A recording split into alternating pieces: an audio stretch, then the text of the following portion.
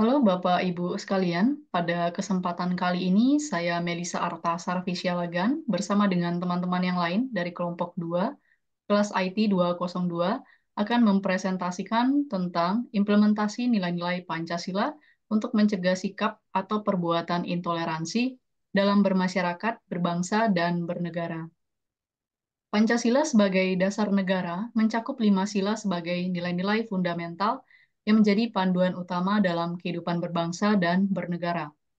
Akhir-akhir ini terjadi peningkatan kasus intoleransi dan konflik antar etnis, agama, dan budaya di Indonesia yang mengancam keutuhan bangsa.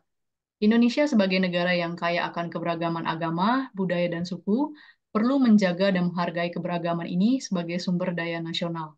Namun, kurangnya pendidikan multikultural dan sosialisasi tentang toleransi dapat memperburuk ketidakpahaman terhadap keberagaman.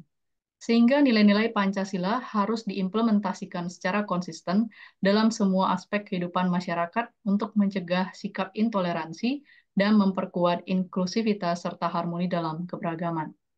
Dari tahun 2019 hingga tahun 2023, terjadi 65 total kasus intoleransi di Indonesia, dan hampir setengahnya terjadi pada tahun 2023, yaitu sebesar 46%. Beberapa contoh kasus intoleransi yang terjadi di Indonesia yaitu pembubaran ibadah umat Kristen di Gereja Kristen Kemah Daud Lampung pada Minggu 19 Februari 2023. Kemudian pembakaran vihara di Tanjung Balai pada 29 Juli 2016 dan penolakan biksu di Tangerang pada tahun 2018. Baik, terima kasih Mbak Melisa. Perkenalkan saya Firdy Dwifala. Cara mengatasi masalah. Apa yang terjadi penyebab sikap atau perbuatan intoleransi di Indonesia? Yang pertama, ketidakpahaman dan prasangka. Sikap atau perilaku intoleransi seringkali berasal dari ketidakpahaman dan prasangka terhadap orang lain yang berbeda dari kita, seperti budaya, agama, dan keyakinan lain. Yang kedua, ketidaksetaraan dan kemiskinan. Sikap atau perilaku intoleransi juga dapat berasal dari ketidaksetaraan dan kemiskinan yang bertujuan untuk memberikan kesempatan dan sumber daya yang sama kepada semua orang. Yang ketiga, ketidakstabilan politik. Sikap atau perilaku intoleransi juga dapat berasal dari ketidakstabilan politik.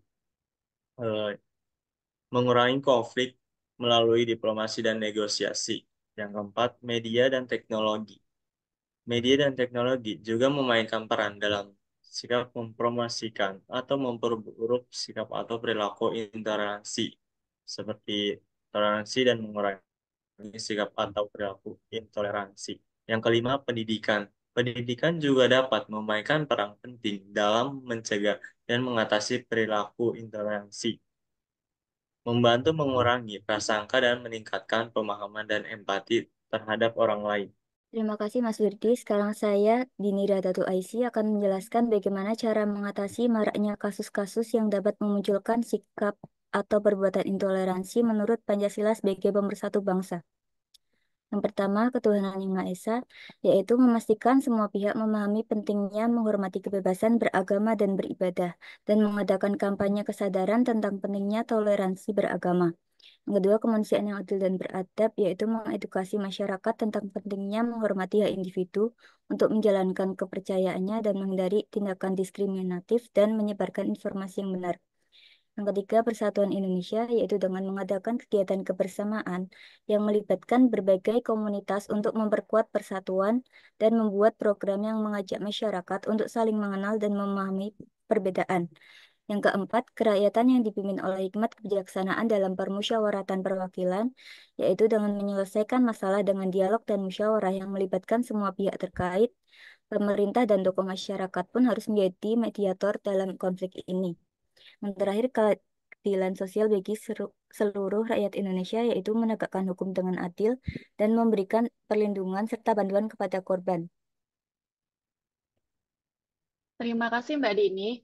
Di sini saya Mamila Tuko akan menjelaskan cara mengatasi masalah kasus mengenai penolakan biksu di Tangerang yang dapat diatasi dengan cara musyawarah dan mufakat. Nah, langkah yang dapat diambil antara lain sebagai berikut, yaitu menghargai pendapat, pendekatan damai dan transparan, dan penegakan hukum yang adil. Adapun dalam menghargai pendapat, di sini ada musyawarah dan mufakat. Musyawarah yang dilakukan antara perwakilan pemimpin umat Buddha, camat, kepolisian, ketua MUI, sehingga menghasilkan keputusan bersama berupa tidak dijadikannya rumah Biksu Mulyanto sebagai tempat penyebaran agama Buddha di Desa Bebet. Nah, setelah diadakan musyawarah, nanti akan diadakan mufakat yang nantinya akan menyepakati hasil keputusan yang dilakukan dalam musyawarah tersebut.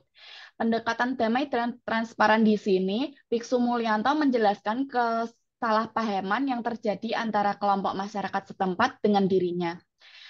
Nah, adanya pihak yang berwajib seperti kepolisian nanti diharapkan agar penegakan hukum dapat tercapai supaya menjaga ketertiban dan keadilan bagi semua pihak.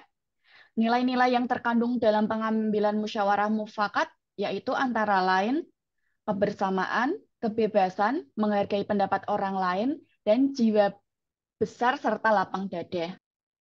Terima kasih Kamila, saya Serli Rahmawati akan melanjutkan presentasinya, yaitu pentingnya peran lembaga-lembaga masyarakat dalam mengatasi masalah intoleransi di Indonesia, yaitu ruang ibadah menyediakan fasilitas ibadah untuk semua agama, festival budaya menampilkan seni, musik, dan tarian dari berbagai daerah, kegiatan sosial dengan membuat program bantuan bagi yang kurang mampu, penegakan hukum dan keadilan menyediakan layanan pengaduan dan bantuan hukum, pelatihan etika mengadakan seminar tentang cara bertata krama, dialog dan komunikasi yakni mendorong dialog antar agama dan kelompok, membangun jaringan sosial dengan membentuk koalisi antara lembaga pemerintah dan organisasi masyarakat.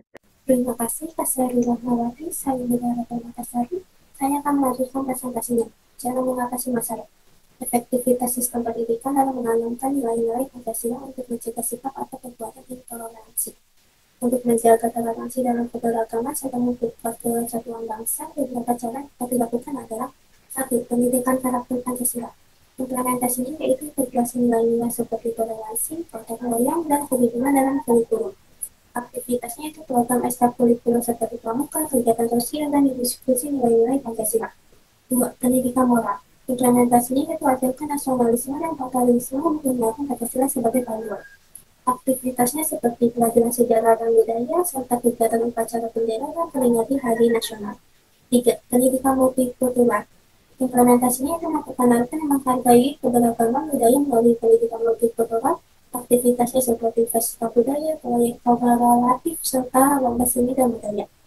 4. Pendidikan globalisasi. Implementasinya itu ajarkan pentingnya nilai-nilai Pancasila dalam konteks global.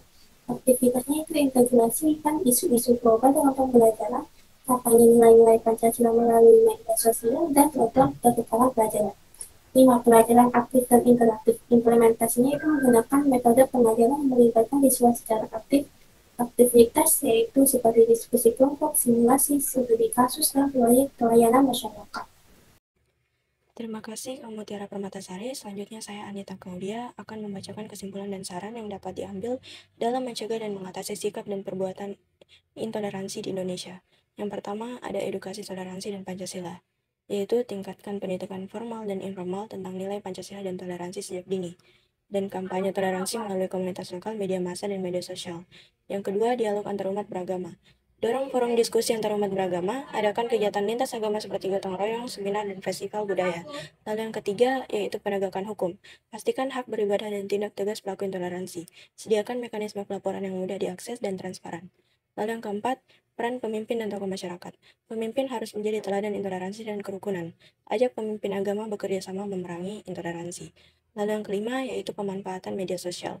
Gunakan media sosial untuk menyebarkan informasi positif tentang toleransi dan berikan informasi akurat untuk melawan intoleransi. Lalu yang keenam, yaitu pemberdayaan masyarakat. Berikan pelatihan tentang toleransi dan solusi konflik, lalu libatkan masyarakat dalam program kesejahteraan inklusif. Sekian presentasi dari kelompok 2. Semoga apa yang kami paparkan dan jelaskan dapat dipahami dan bermanfaat untuk kita semua. Terima kasih.